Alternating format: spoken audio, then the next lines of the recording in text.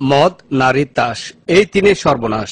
আর এই তিন সর্বনাশেরই খপ্পরে পড়েছে এখন রাজধানীর অধিকাংশ আবাসিক হোটেল, বিশেষ করে কাউরান বাজার, ফকিরাপুল, মহাখালী, মগবাজার, গুলশান এবং পুরান ঢাকার আবাসিক হোটেলগুলো পরিণত হয়েছে এইসব কর্মকাণ্ডের আখড়ায়। রাজধানীর টপ টেরর, সন্ত্রাসী, চাঁদাবাজি সহ বিভিন্ন অসামাজিক কর্মকাণ্ড নিয়ন্ত্রিত হয় এসব হোটেল থেকে।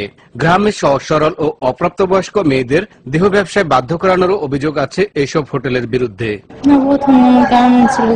কষ্ট আসছে স্যার, এলে আমরা তো কেউ আসতে চায় না।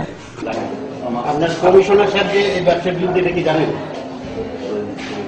আমাদের যে খুন খারাপি সেটা জানেন? না না, হোটেলে যে খুনগুলো হয় আমার বলার মতো কিছু নাই। আমি নতুন আইছি না, আমি লাইনই নতুন। এইটা তো মনে করেন ফেটে তাগিদ করি আর কি করেন আসে মোটামুটি। আমার হোটেল ছোট, আমি স্টার্ট করছি অল্প দিন ধরে, মাত্র 5 মাস নতুন। না না, এটা আমরা জানি না কত ফিক্সড করছে, আমরা জানি না, সবসময় থাকি না। তবে আইন প্রয়োগকারী সংস্থার সদস্যরা জানালেন, এইসব আবাসিক হোটেল সহ অপরাধপ্রবণ বিভিন্ন এলাকার অসামাজিক কর্মকাণ্ড নিয়ন্ত্রণে তাদের কার্যক্রম অব্যাহত আছে। ইনফরমেশনের ভিত্তিতে আমরা রেড করি এই আবাসিক এলাকা, শুধু আবাসিক হোটেল না, এখন আবাসিক এলাকায় কিন্তু এ ধরনের অসামাজিক কার্যকলাপ রয়েছে, ইতিপূর্বে হতে পারে।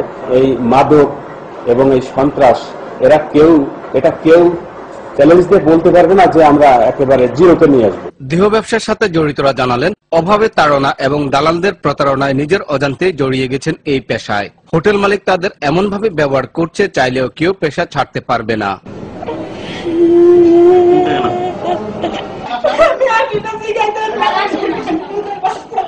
সংসার একটা টানে, বাবা আছে অসুস্থ, মেয়ের বয়স 11, ছেলের বয়স 7 বছর, আমার হাজবেন্ড নেই, ওদের জন্যই আমি আসছি।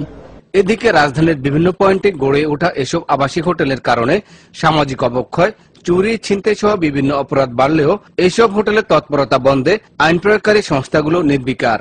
মাঝে মধ্যে বিভিন্ন অভিযান চালানো হলেও তা আইওয়াশ বলে মন্তব্য করছেন সাধারণ জনতা। তাদের পরামর্শ, এসব আবাসিক হোটেলে কার্যক্রম স্থায়ীভাবে বন্ধ করা গেলে রোধ হবে সামাজিক অবক্ষয়, সেই সাথে কিছুটা হলেও নিয়ন্ত্রণে আসবে অপরাধীদের তৎপরতা। জাহিদুল ইসলাম, ইসলামিক টেলিভিশন, ঢাকা।